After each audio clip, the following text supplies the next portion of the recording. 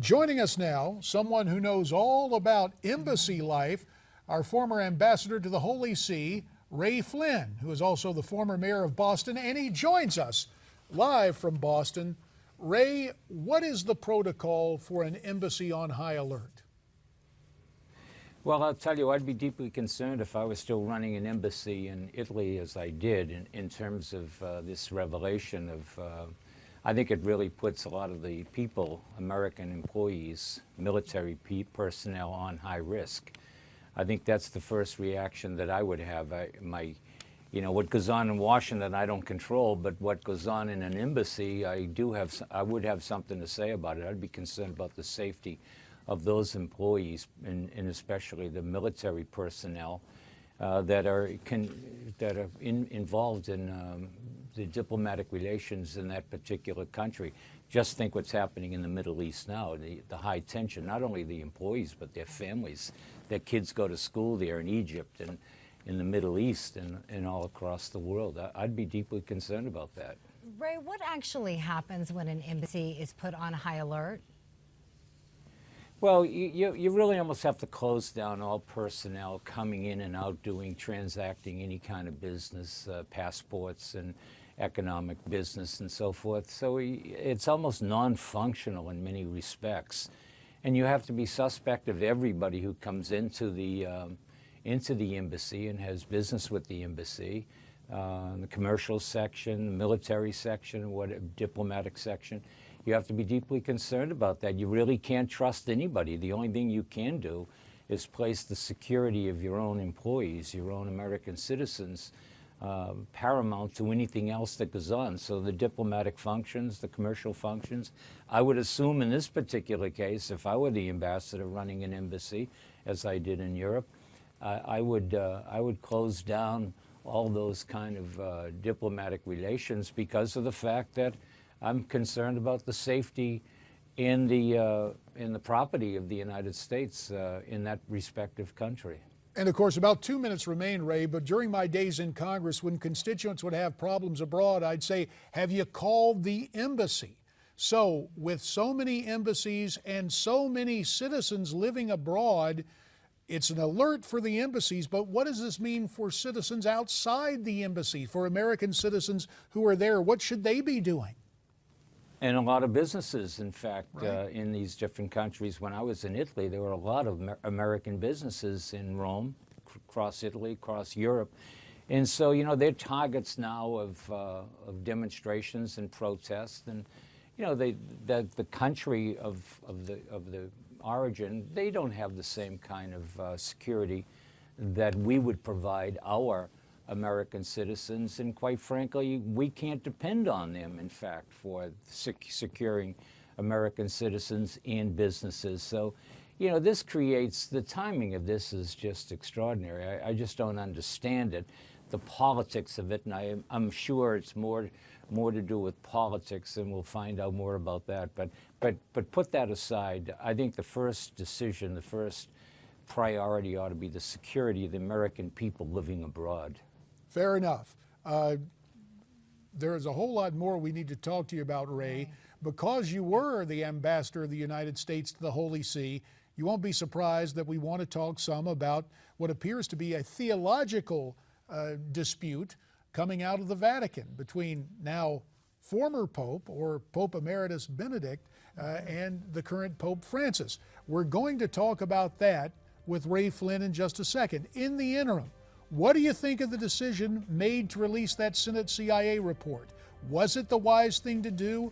Will it jeopardize the security of Americans? Why don't you tweet me your thoughts at Newsmax TV, hashtag America's Forum, and we'll be right back.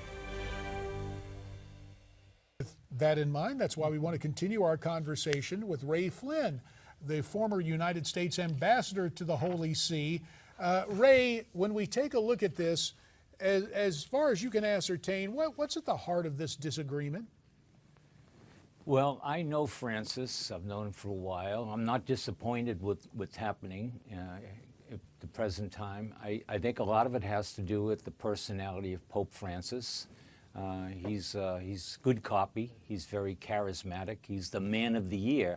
So anything Pope Francis says, is picked up and it's discussed across the world. I think that's a healthy thing. On the other hand, I think following this as closely as I have over the many, many years, I think there's going to be speculation. There are enemies of Catholic Church teaching that would like to bring those teachings down. On the other hand, JD and Miranda, there is also a group of lay Catholics who want to be heard, who are faithful and loyal to the Church, and they need a forum too, so they can get into this debate about this faith and this Church that they're so committed to. So, there has to be an environment so there's a healthy debate about issues. I don't see that this is going to result in any seismic changes in Catholic Church teaching or doctrine, but nonetheless, when Pope Francis speaks, everybody listens, they want to be engaged. We have to give people an opportunity to be engaged. Pope Benedict now is, I think, making some innocent comments of what he thinks are in the best interest of the Church. He feels an opening and an invitation to express his point of view. I don't see them in conflict necessarily. I see them as healthy, but nonetheless, I think it has to be formalized. A healthy debate is good for the Church, and I wouldn't look at it as any kind of heresy or any kind of division that is taking place. Healthy debate is a good thing, even in the Catholic Church. Well, let's talk a little bit about that debate. What's Pope Francis's stance on that versus Benedict? What's really, at the heart of the matter? Well, of This course, there are a healthy lot of debate. people talking. Yeah, in the current debate, a lot of people are talking about the role of divorced Catholics. Is there going to be an opening for welcoming them back in? Miranda, this will sound surprising to the audience, but when Pope Francis ever said, "Who am I to judge?" Well, that was the opening for all of us, for everybody, including cardinals, including bishops, including people who don't agree with the Catholic Church, to weigh in. And so that's what's happening in the issues of divorced Catholics or the issues of contraception. Those issues now are on the table. I don't think the issue of abortion and life, I don't think they're on the table at all. I think they are very much part of the Catholic Church teaching and will remain so with Pope Francis, with Pope Benedict, with all the cardinals and the bishops. I don't think that's negotiable, but I think there are other issues that will be debated, such as I say, birth control and in the role of divorced Catholics and the role of women in the Church. I think you're going to see this kind of debate, and largely because Pope Francis is allowing this debate to happen because he is open and engaging, and I think he sees this as healthy for the Catholic Church. Quite frankly, I do too. Fair enough. Ray Flynn checking in from Boston, the former U.S. ambassador to the Holy See and the former mayor of Boston. We appreciate your remarks. And who are we to discourage debate? That's what this program is all about, huh? Love. America's Forum continues here on Newsmax TV following this timeout.